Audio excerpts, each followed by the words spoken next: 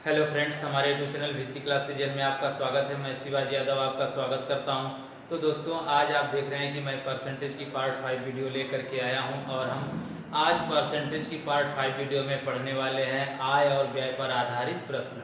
तो देखिए दोस्तों, बहुत ही शानदार तरीके से आज हम आय और व्यय पढ़ने वाले हैं, तो आप हमारे वीडियो को अंत तक जरूर देखें।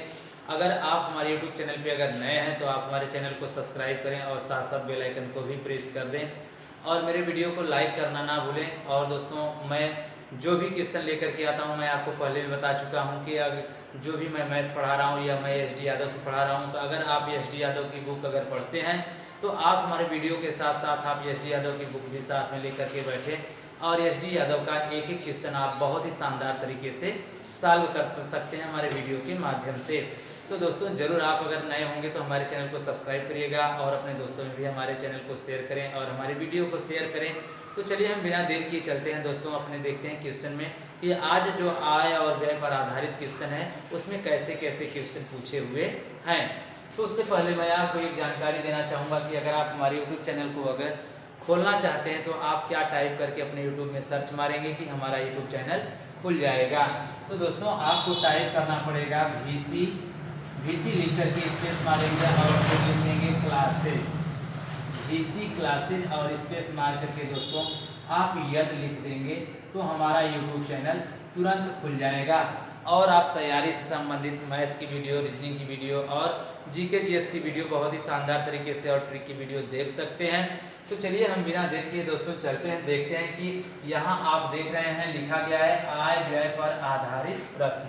तो आय व्यय पर आधारित प्रश्न जो है दोस्तों, ये जो है आपका लगा हुआ है क्वेश्चन नंबर 1। तो आप देख सकते हैं क्वेश्चन नंबर 1 में हमसे क्या पूछा हुआ है। तो क्वेश्चन नंबर 1 में हमसे पूछा हुआ है कि गोपाल अपनी मासिक आय का 30% भोजन पर खर्च करता है, शेष का 40% परिवहन पर खर्च करता है, इसके बाद शेष का 50% बचाता है। यदि उसकी मासिक आय 18,400 रुपया हो तो वह प्रतिमाह कितने रुपए बचाता है। देखिए, हमसे कह रहा है कि कोई गोपाल नाम का व्यक्ति है और वह क्या करता है, अपनी मासिक आय का 30% वह भोजन पर व्यय कर देता है।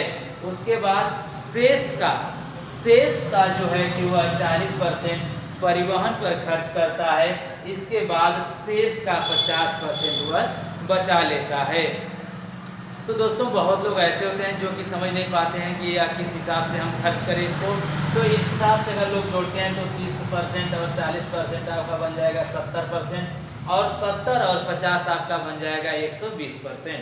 जबकि उसकी मासिक आय कितना रही होगी दोस्तों, तो वह 100% में ही रही होगी। तो 120% वह कहाँ से खर्च करेगा, यही जो है कि बहुत लोग नहीं जान पाते हैं और क्वेश्चन को सॉल्व नहीं कर पाते हैं। तो दोस्तों, आप देख सकते हैं यहाँ लिखा गया है कि गोपाल अपनी मासिक आय का 30% भोजन पर व्यय करता है, शेष का देख सकते हैं आप यहाँ लिखा गया है शेष का 40%। तो दोस्तों, जहाँ शेष शब्द लग जाता है इसका मतलब होता है कि जो राशि 20-30% खर्च करने के बाद बचती है वह राशि फिर अपने आप में क्या होती है, तो 100% बन जाती है। फिर उसका वह 40% खर्च कर रहा है। फिर उसके बाद बोला है कि शेष का 50% बचाता है और उसकी जो मासिक आय है वह 18,400 रुपया है। तो हमसे पूछा है कि वह प्रतिमाह कितने रुपए बचाता है। तो दोस्तों, ऐसे आपके अगर अंदर प्रॉब्लम है तो यह प्रॉब्लम आज बिल्कुल सॉल्व हो जाएगी और इस वीडियो में हम जितना तक हो सकेगा उतना ही क्वेश्चन डाल देंगे।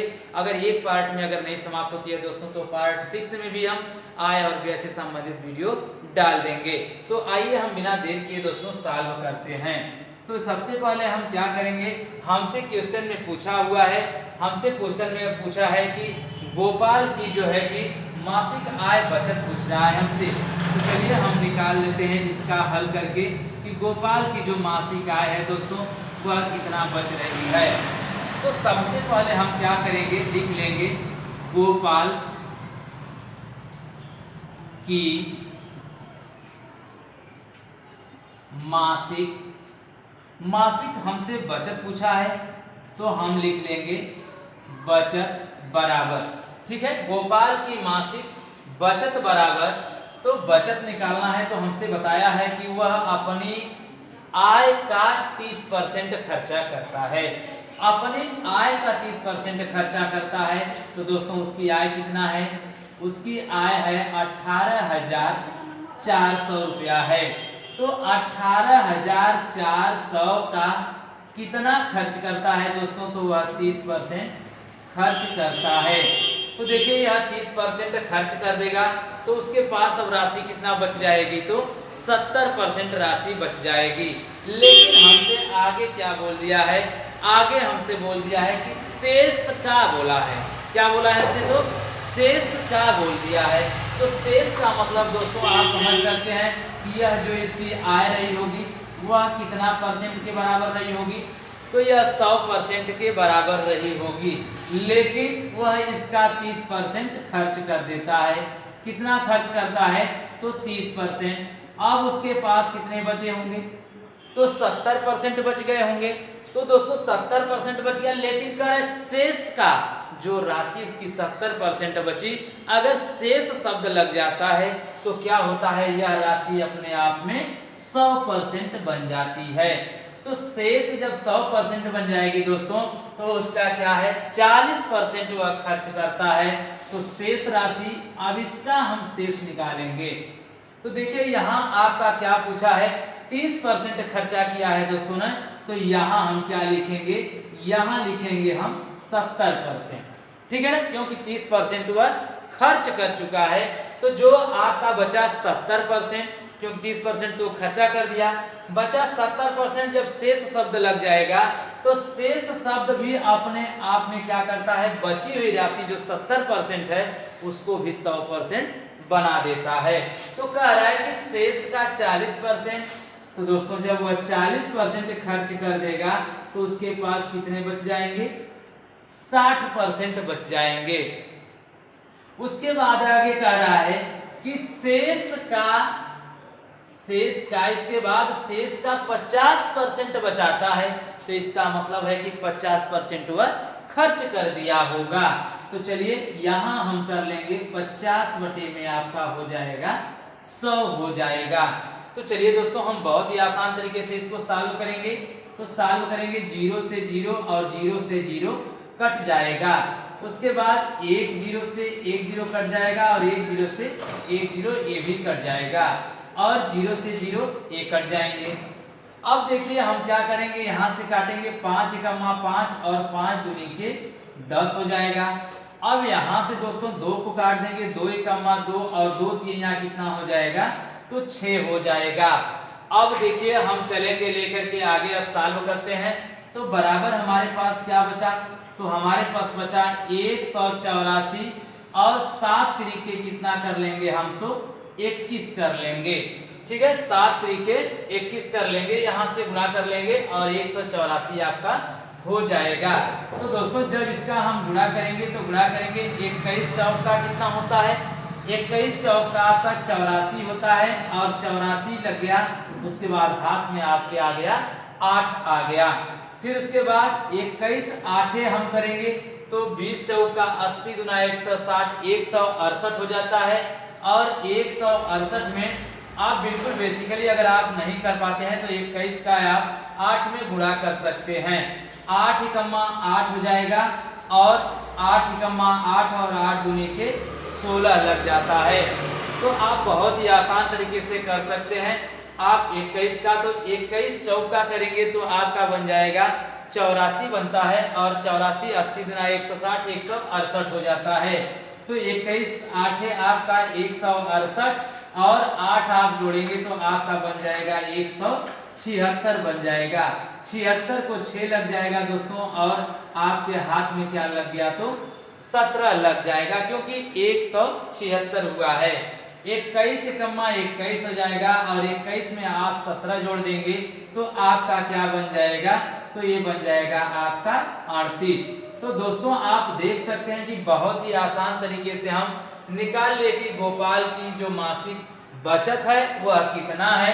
तो गोपाल की मासिक बचत आपकी आ गई 3864 रुपया आ गई दोस्तों, और यही आपका आंसर हो जाएगा। तो देखिए बहुत ही आसान तरीके से हम जो है कि क्वेश्चन को सॉल्व कर लिए। तो चलिए अब हम चलते हैं क्वेश्चन नंबर 2 देखते हैं। क्वेश्चन नंबर 2 में क्या, चलिए दोस्तों आप देख सकते हैं क्वेश्चन नंबर 2 हमारा आ गया। क्वेश्चन नंबर 2 में देखते हैं हमसे क्या पूछा हुआ है। तो देखिए क्वेश्चन नंबर 2 में पूछा है हमसे कि नारायण अपने मासिक वेतन का 30% शिक्षा पर व्यय करता है, शेष का 50% भोजन तथा परिवर्तन पर व्यय करता है। इसके बाद शेष में से 1000 रुपया मकान का किराया देता है। अंत में उसके पास 1800 रुपया बचते हैं। नारायण का मासिक वेतन ज्ञात कीजिए।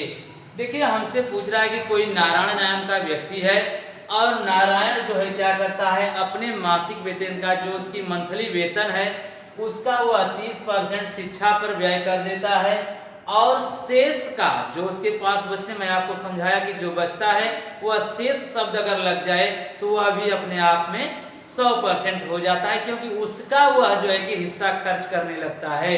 तो देखिए नारायण जो अपनी मासिक वेतन का 30% खर्चा करता है, उसके बाद वह शेष का क्या करता है तो 50% और जो है कि भोजन तथा परिवर्तन पर व्यय करता है।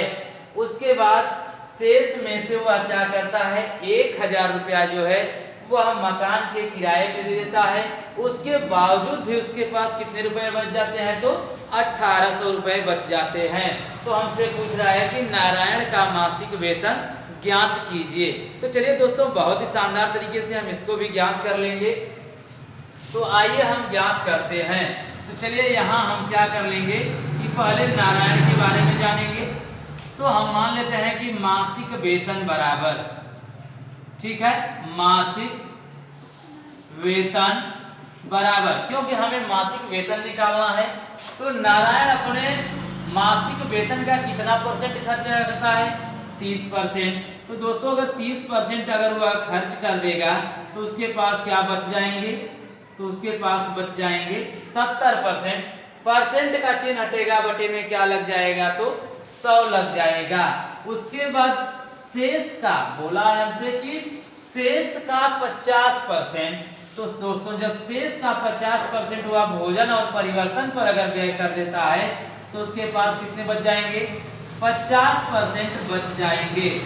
उसके बाद क्या है, इसके बाद शेष में से 1000 रुपया मकान का किराया दे देता है। तो दोस्तों हम क्या करते हैं, क्योंकि कैश दे रहा है, कैश दे रहा है, उसके बाद वो 1800 रुपया बचा ले रहा है। तो देखिए जब वह कैश देगा 1000, जब वह कैश देगा तो इसी में से हम क्या करेंगे उस 1000 रुपया को घटा लेंगे। इतना 70% और शेष का 50% और 1000 कैश देने के बावजूद भी उसके पास कितने रुपए बच जाते हैं तो उसके पास 1800 रुपया शेष रह जाते हैं। तो चलिए दोस्तों सबसे पहले हम देखते हैं और सबसे पहले जानने की बात है कि 1800 रुपये उसके जेब में बचे हुए हैं और 1000 रुपया वह कैश दिया है। क्या किया है, कैश दिया है। तो बताइए कि 1000 और 1800 उसके कैश बन जाएंगे और ये बाकी जो है कि परसेंट में हो जाएंगे। तो पहले हम कैश बाई कैश को जोड़ लेते हैं। तो चलिए उससे पहले हम क्या करेंगे, यहाँ से दोस्तों 0 से 0 काट देंगे और 0 से 0 काट देंगे। अब देखिए मेरे पास क्या हो जाएगा, ये माइनस में है दोस्तों, उधर ले जाएंगे तो प्लस में। क्यों हम प्लस में करेंगे, क्योंकि 1000 हमारी कैश पैसा है और 1800 रुपया भी हमारा कैश पैसा है। तो कैश को हम इकट्ठा कर लेते हैं और परसेंटेज को इकट्ठा कर लेते हैं।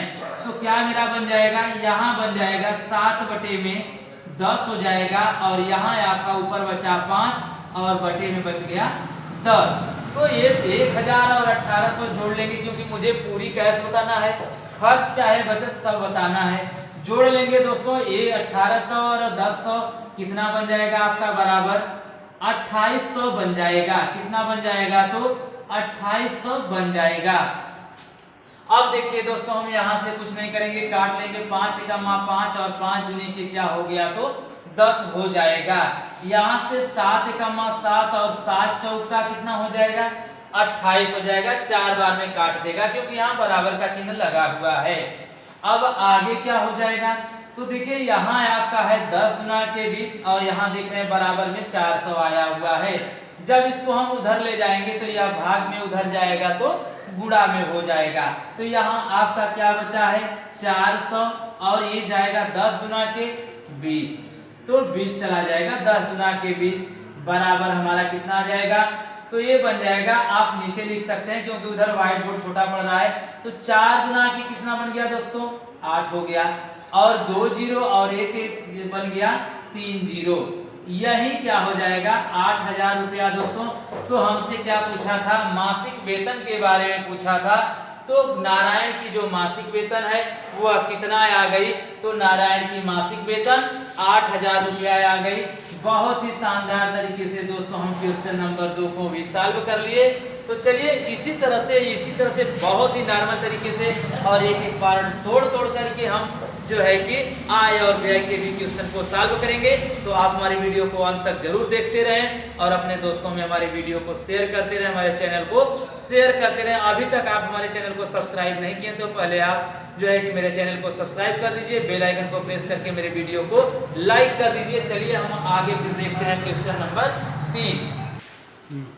चलिए देखते हैं क्वेश्चन नंबर 3। क्वेश्चन नंबर 3 में हमसे क्या पूछ रहा है, तो क्वेश्चन नंबर 3 में हमसे पूछ रहा है कि एक आदमी अपनी आय का 5% निर्धन कोष में दान करता है, शेष आय का 20% बचत बैंक में जमा करता है, अंत में उसके पास 1919 रुपया बच जाते हैं, उसकी आय कितनी है। देखिए हमसे कह रहा है कोई आदमी है और वह क्या करता है, जितना भी उसकी महीने की आय होती है या जैसे भी वो जितना कमाता है, तो अपनी आय का जितनी उसकी आय आती है उसका 5% वह क्या करता है, तो निर्धन कोष में जमा कर देता है। उसके बाद कह रहा है कि दान कर देता है या जमा कर देता है, शेष आय का 20% वह क्या करता है, तो अपने जो है कि बचत बैंक में जमा कर देता है। उसके बावजूद भी उसके पास कितने रुपए बच जाते हैं, तो 1919 रुपया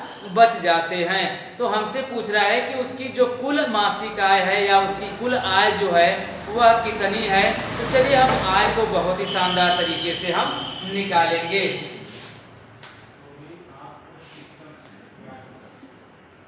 तो देखिए दोस्तों हम यहाँ सबसे पहले जानेंगे कि उस व्यक्ति की जो आय रही होगी, जो उसकी आय रही होगी, आय कितना परसेंट के बराबर रही होगी, तो आय उसकी रही होगी 100% के बराबर रही होगी। तो हमसे कह रहा है क्वेश्चन में कि वह अपनी आय का क्या करता है, वह अपनी आय का, आय हमको मालूम नहीं है तो चलिए हम आय निकाल लेते हैं। तो हम सबसे पहले क्या करेंगे, आय का अपनी आय का वह क्या करता है 5% निर्धन कोष में दान करता है। तो जब वह 5% अगर निर्धन कोष में दान कर देगा तो बताइए कि उसके पास कितने बच जाएंगे, 95% बन जाएंगे, क्योंकि मैं आपको बता दिया तुरंत कि जो उसकी आय होगी वह कितना में होगी, तो 100% में होगी। तो वह क्या है 5% अगर जमा करता है निर्धन कोष में तो उसके पास कितने बच जाए होंगे, 95% बच गए होंगे। लेकिन आगे कह रहा है शेष आय का 20% वह क्या करता है, बचत बैंक में जमा कर देता है।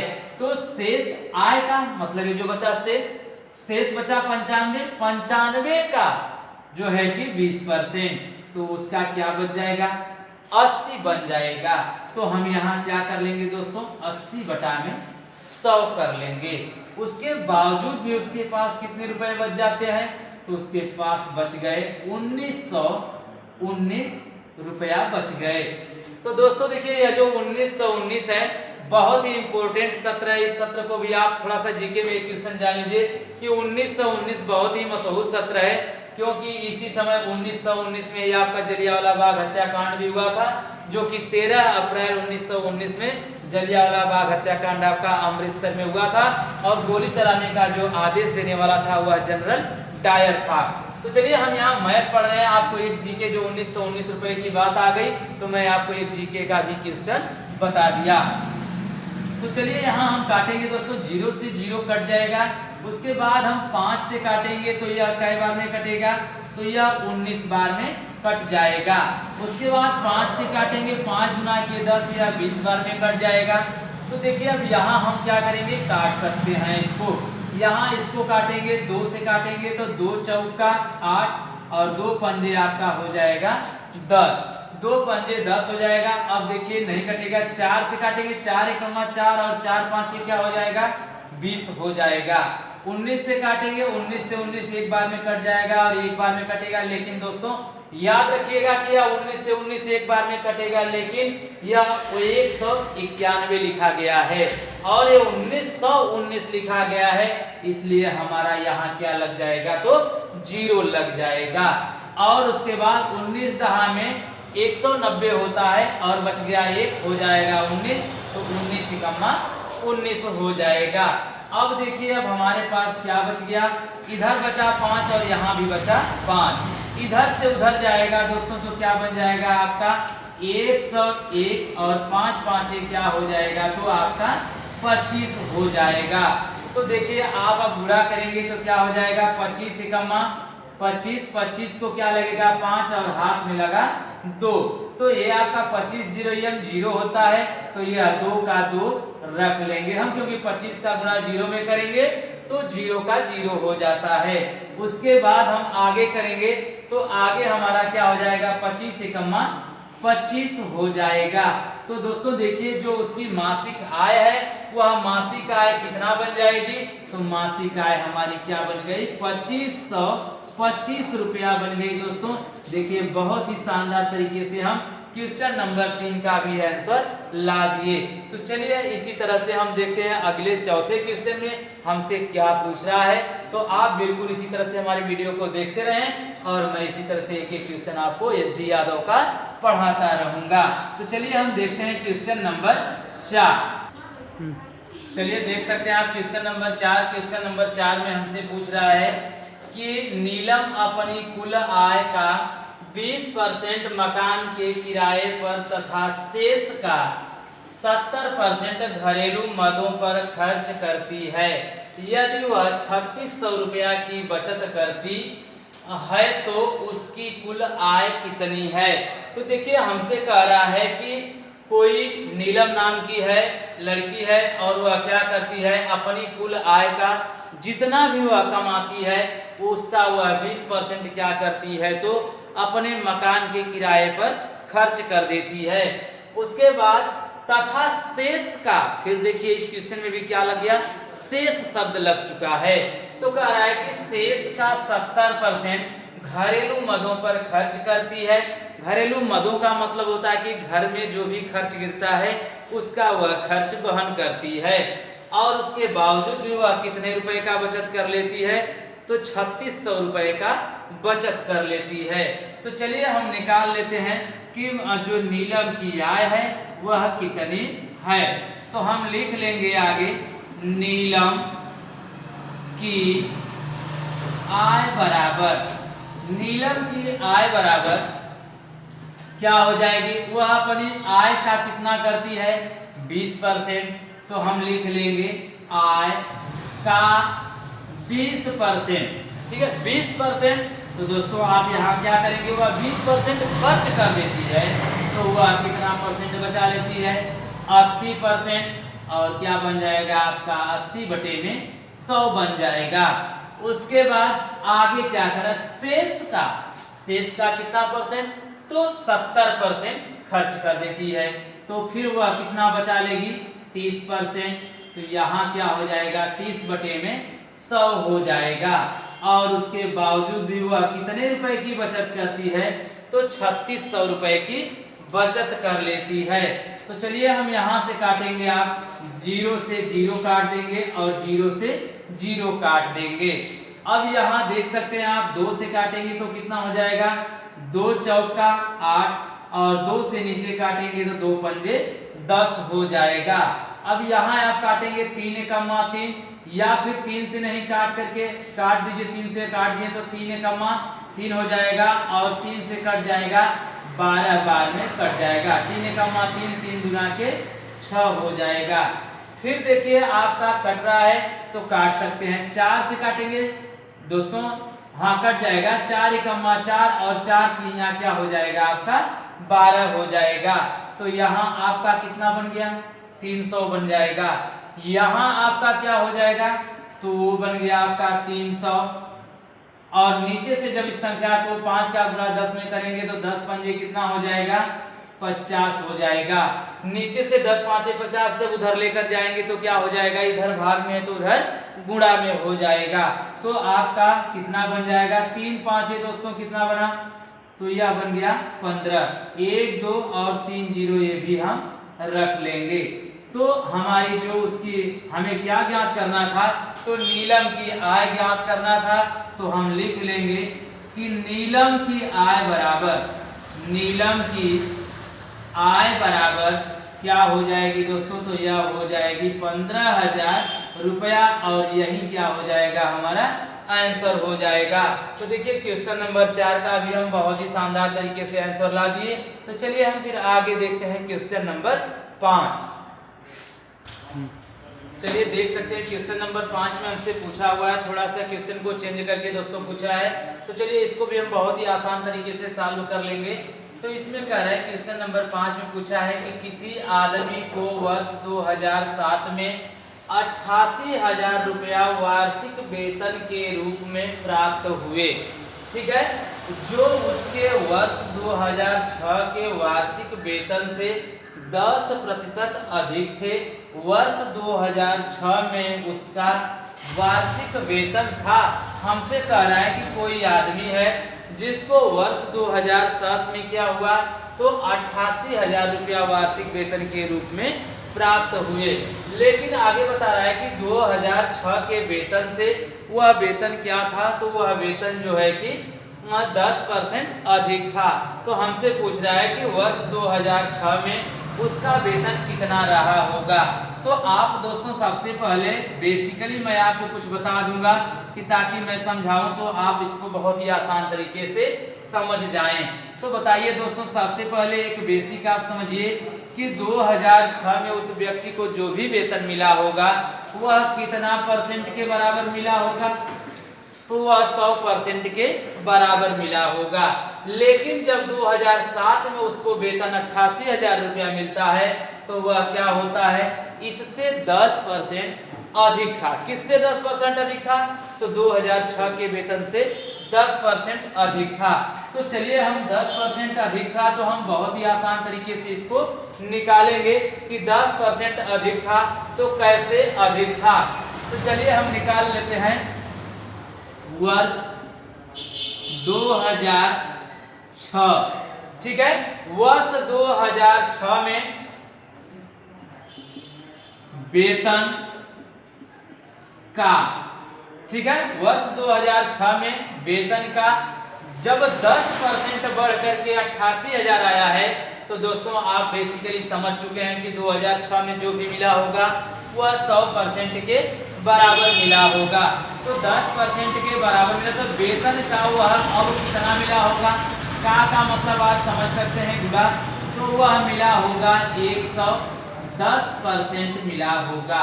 तो 110% लगेगा हटेगा तो क्या बच जाएगा बटे में 100 और बराबर कितना मिला है तो 88,000 रुपया मिला है।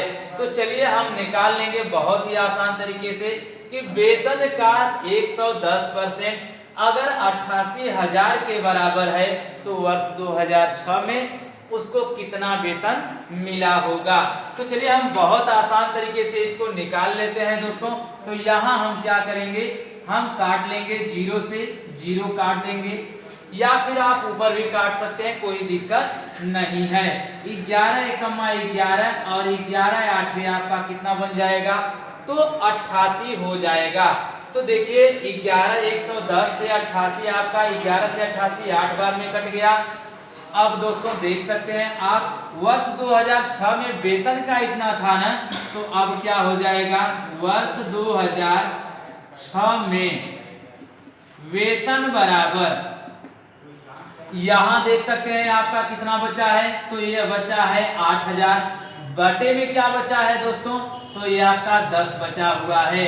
तो देखिए जब इसको हम उधर ले जाएंगे, आपको मैं पहले भी बता चुका हूँ कि जब भाग वाली संख्या को हम पक्षांतर करते हैं तो उधर जाती है तो किस में चली जाती है, गुणा में चली जाती है। तो आप गुणा कर लेंगे, 1 का गुणा 8 में करेंगे तो आपका 8 बनेगा और 3 जीरो यह रख लेंगे और 1 जीरो यह रख लेंगे। और दोस्तों देख सकते हैं आप, बहुत ही आसान तरीके से हम निकाल लिए। तो वर्ष 2006 में उस आदमी को कितना वेतन मिला था, तो उस वेतन आदमी को 80,000 रुपया वेतन मिला था और जो कि 2007 में उससे 10% अधिक बढ़ करके आया तो उसका वेतन 88,000 रुपया हो गया। और आप बेसिकली समझ सकते हैं कि 80,000 का 10वां % जो होता है वह 8,000 होता है। तो 2006 में अगर उसको 80,000 मिला तो 80,000 का अगर 10% बढ़ जाएगा तो 8,000 रुपया बढ़ जाएगा, जो कि 2007 में उसको 88,000 रुपया मिला था और उसको 2006 में 8,000 रुपया मिला था। तो यही दोस्तों आपका आंसर हो जाएगा। तो चलिए हम आगे देखते हैं क्वेश्चन नंबर 6। तो चलिए दोस्तों आप देख सकते हैं क्वेश्चन नंबर 6। क्वेश्चन नंबर 6 में भी बहुत ही आसान तरीके से पूछा हमसे क्वेश्चन, जो कि थोड़ा सा घुमा करके पूछ दिया है, लेकिन फिर भी इसको भी हम बहुत आसान तरीके से सॉल्व करेंगे। तो आप देख सकते हैं हमसे पूछ रहा है क्वेश्चन में कि श्री गिरधर घरेलू चीजों पर अपनी मासिक आय का 50% खर्च करता है और शेष में से 50% परिवहन पर, 25% मनोरंजन पर, 10% खेल कूद पर खर्च करता है तथा 900 रुपया की बचत करता है। श्री गिरधर की मासिक आय क्या है? तो देख सकते हैं दोस्तों इसमें क्वेश्चन में थोड़ा सा घुमाया हुआ है, आप ऐसी गलती ना करें, क्योंकि जो शेष शब्द मैं आपको बताया था तो वह शेष शब्द आपका कहाँ लगा हुआ है। तो देख सकते हैं कह रहा है श्री गिरधर घरेलू चीजों पर अपनी मासिक आय का 50% खर्च करता है और शेष में से 50%। अब देखिए एक बार वह अपनी आय का, पूरी आय का जो है 50% खर्चा कर लेता है तो उसके पास अब कितने बच जाएंगे, तो 50% बच जाएंगे। तो शेष जो 50% बचता है अब उसी में से वह खर्च करना स्टार्ट कर देता है। जो 50% बचता है दोस्तों, वह अगर शेष शब्द लग गया तो वह अपने आप में कितना बन जाएगा, तो वह अपने आप में 100% बन जाएगा। तो कह रहा है कि उसका जो शेष बच रहा है 50%, उसका 50% परिवहन पर, 25% मनोरंजन पर और 10% खेल कूद पर खर्च करता है। उसके बावजूद भी उसके पास 900 रुपया बच जाते हैं। तो हमसे पूछ रहा है कि बचता है श्री गिरधर की मासिक आय क्या है। तो चलिए दोस्तों हम बहुत ही आसान तरीके से निकालेंगे कि गिरधर की जो मासिक आय है वह क्या है। तो देखिए सबसे पहले हमको गिरधर की मासिक आय दोस्तों नहीं मालूम है और इसमें बोला है कि 50% खर्च करने के बाद जो शेष बचता है उसमें से 50%, 25% और 10% खर्च करता है। तो थोड़ा सा यह क्वेश्चन चेंज होकर के चलता है। तो चलिए इसको भी हम बहुत ही आसान तरीके से सॉल्व कर लेते हैं कि देखते हैं कि श्री गिरधर की जो आय है वह क्या है। तो सबसे पहले दोस्तों हमको श्री गिरधर की आय मालूम करनी पड़ेगी। तो हमको नहीं मालूम है तो हम क्या करेंगे, मान लेते हैं कि माना गिरधर की मासिक आय बराबर X रुपया है।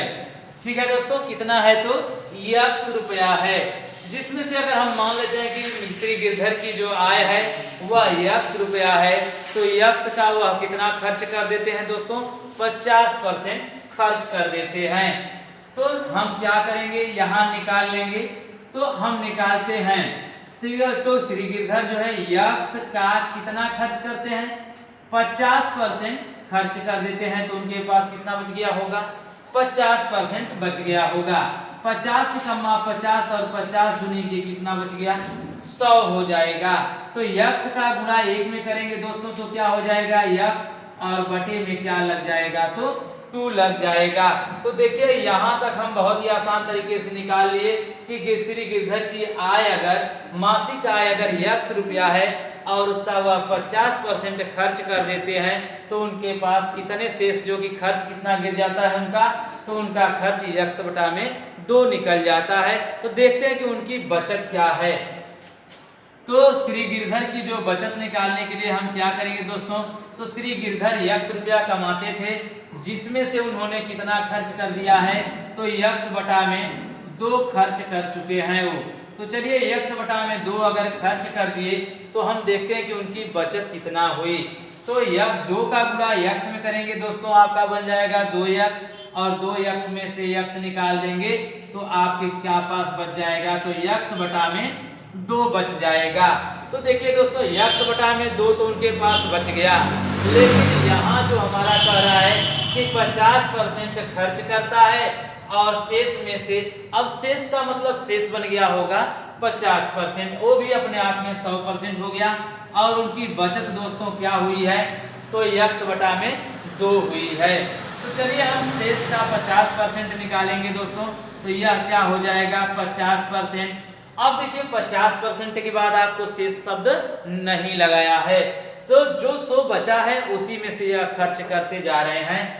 50% जो है कि परिवहन पर, और 25% कितना किस पे किए, तो मनोरंजन पर कर दिए, और उसी का जो है कि 10% वो क्या कर दिए, तो खेल कूद पर खर्च कर देते हैं। मैं आपको बता चुका हूं कि जब भी शेष शब्द लग जाए तो समझ लीजिएगा कि वह अपने आप में धन 100% हो जाता है। तो 50% या खर्च कर दिए, शेष शब्द लग गया तो अपने आप में क्या बन जाएगा, 100% बन जाएगा। तो उस धन का 50%, 25% और जो है क्या हो जाएगा 10%। तो यक्स बटा में 2 जो राशि आपकी बची हुई है, यह अपने आप में कितना बची है दोस्तों, तो यह राशि अपने आप में बची है 100% के बराबर बची है। तो 50 और 25 आपका हो जाएगा 75, और 75 10 कितना बन गया, तो आपका 85% हो गया। यहाँ आप परसेंटेज का चिन्ह लगा सकते हैं। तो दोस्तों यह बची हुई राशि अपने आप में कितनी थी, 100% थी। तो चलिए जब अगर 100% रही होगी तो 100% में से माइनस कर लेंगे, क्योंकि 85% वह क्या किए, खर्च कर दिए। तो 85% खर्च कर दिए दोस्तों, तो परसेंट उनके पास कितना बच गया, तो शेष उनके पास 15% बच गया। लेकिन हमसे कह रहा है कि शेष 900 रुपया बचाते हैं, सब खर्च करने के बाद वह 900 रुपया बचा लेते हैं। लेकिन हम देख रहे हैं कि परसेंटेज में कितना बचाए हुए हैं, तो परसेंटेज में दोस्तों यह 15% बचाए हुए हैं, लेकिन पैसे के बारे में हमसे बता रहा है कि 900 रुपया बचाए हुए हैं। तो देखिए यहाँ आपका क्या हो जाएगा, तो यह जो 15 है परसेंट में 15% है, लेकिन रुपए में कितना है, तो रुपए में आपका 900 रुपया है। 900 रुपया कितना परसेंट के बराबर है दोस्तों, तो यह 15% के बराबर है। तो यह जो 15% बचा हुआ है वह आपका किसका हिस्सा बचा हुआ है, तो हमारा हिस्सा बचा हुआ है यक्स बटा 2 का हिस्सा बचा हुआ है। तो हम क्या कर लेंगे, यक्स बटा में 2 का मीन्स गुणा 15%। तो चलिए हम लिख लेते हैं 15%, परसेंट का चिन्ह हटाएंगे, बटे में 100 लग जाएगा, और 15% के बराबर दोस्तों कितना रुपया है, तो यह 900 रुपया है। तो चलिए हम यहाँ से काटेंगे, तो 15 कमा 15 और 15 छः का कितना बन जाएगा, 90 हो जाएगा। तो चलिए यहाँ से अगर हम काटते हैं तो देखते हैं यह कितना हो जाएगा आपका, तो यह लास्ट में आपका जा करके बन जाएगा, जो है कि यहाँ से हम काटेंगे तो यहाँ से आप काट सकते हैं इसको, या फिर गुणा भी कर सकते हैं। तो यहाँ हम काटेंगे नहीं, यहाँ कर लेंगे गुणा। तो ये आपका कितना हो जाएगा, 100 गुना के 200, ये बचा आपका 60। तो हम क्या करेंगे, यक्स माने हुए थे तो यक्स को हम बाहर करेंगे, और 100 गुना के 200 हो जाएगा। तो ये आपका बन गया 60, और 1 जाएगा उधर, तो गुणते क्या हो जाएगा, 200 हो जाएगा। तो हम गुणा कर लेंगे, 6 गुना के दोस्तों कितना बन गया, तो यह बन गया आपका 12, और 3 जीरो हम ये रख लेंगे। तो देखिए बहुत ही आसान तरीके से हम निकालिए, तो यक्स बराबर दोस्तों हमारा क्या आ जाएगा, तो यह 12,000 रुपया आ जाएगा। तो देखिए हमसे आंसर पूछा था कि श्री गिरधर की जो आय है वह कितना रुपया है, तो श्री गिरधर की जो मासिक आय है वह 12,000 रुपया है। तो दोस्तों अगर आपको एक बार में यह क्वेश्चन थोड़ा बड़ा लग रहा हो कि नहीं समझ में आया है तो आप बिल्कुल इसको वीडियो को रिप्ले करके देख लीजिएगा, यह क्वेश्चन आपको समझ में आ जाएगा। तो चलिए एक बार हम आपको फिर से समझा देते हैं थोड़ी सी सरसरी निगाह से। तो माना गिरधर की आय मासिक आय क्या है, तो हमें मालूम नहीं है तो हम मान लेते हैं कि x रुपया है। तो x का वह 50% खर्च कर देते हैं, तो x का 50%, तो 50 से काटेंगे 50 एकम्मा 50 और 50 गुना के 100 हो जाएगा। तो x का गुना 1 में करेंगे x हो जाएगा, बटे में आपका 2 हो जाएगा। तो हम क्या करेंगे, टोटल रुपया उनकी x रुपए पेमेंट थी, मैं माना हूं कि x रुपया वह मासिक कमाते हैं, उसमें से वह x बटा में 2 अगर खर्च कर देते हैं तो उनके पास बचत राशि क्या बच जाएगी, हम x का गुणा 2 में करेंगे 2x हो जाएगा, x निकल जाएगा, x बटा में 2 बच जाएगा। तो शेष राशि बोला है कि जो शेष राशि बचती है उसका 50%, 25% और 10% वो खर्च करते हैं।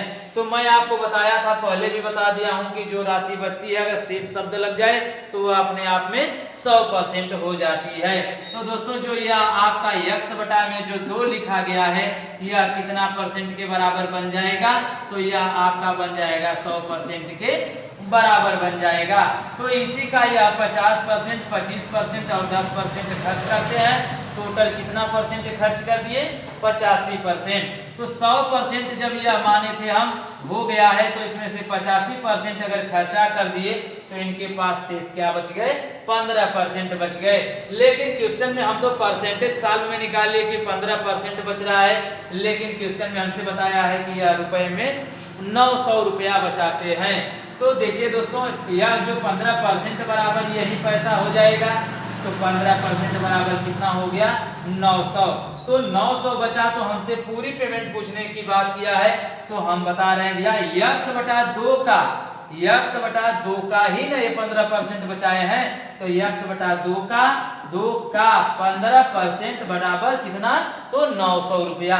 तो दोस्तों हम 15 से काटे 6 बार में कट गया, x का मान निकालना है, x को हम पक्षांतर किए, इधर बचा 6 और 1 0 आपका बचा है, यह बन जाएगा 60 और 2 का गुना 100 में करेंगे 200 हो जाएगा।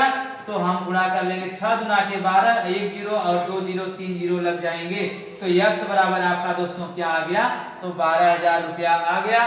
तो देखिए बहुत ही शानदार तरीके से दोस्तों हम क्वेश्चन नंबर 6 को भी सॉल्व कर लिए।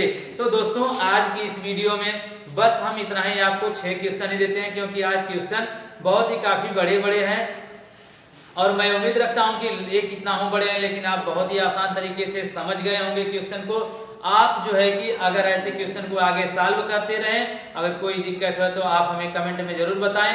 तो दोस्तों आज जो आप देख सकते हैं आय और व्यय से संबंधित यह वीडियो में पार्ट जो है कि परसेंटेज की 5 छोड़ा हूं, तो अगली वीडियो जो होगी आपकी परसेंटेज की पार्ट 6 होगी, लेकिन यही जो है कि आय और व्यय से ही संबंधित होगी, क्योंकि जो इसमें शेष क्वेश्चन बचे हुए हैं मैं इनको पार्ट 6 में भी जो है कि छोड़ दूंगा। तब तक आप इस वीडियो को देखते रहें, और आप SD यादव की बुक अगर रखे हैं तो आप इस वीडियो के माध्यम से उसे भी सॉल्व करते रहें। तो दोस्तों अगर आप हमारे YouTube चैनल पे अगर नए हैं तो आप हमारे चैनल को सब्सक्राइब कर दीजिए, साथ साथ बेल आइकन को प्रेस करके मेरी वीडियो को लाइक कर दीजिए। अगर आप हमारे चैनल को सब्सक्राइब कर दिए हैं तो आप हमारे वीडियो को जरूर लाइक करें और दोस्तों में शेयर करें। तो दोस्तों आप हमारी वीडियो को देखते रहें, और आप लोगों का वीडियो देखने के लिए बहुत बहुत धन्यवाद। तो चलते हैं फिर अगली वीडियो में मिलेंगे, तब तक के लिए जय हिंद जय भारत।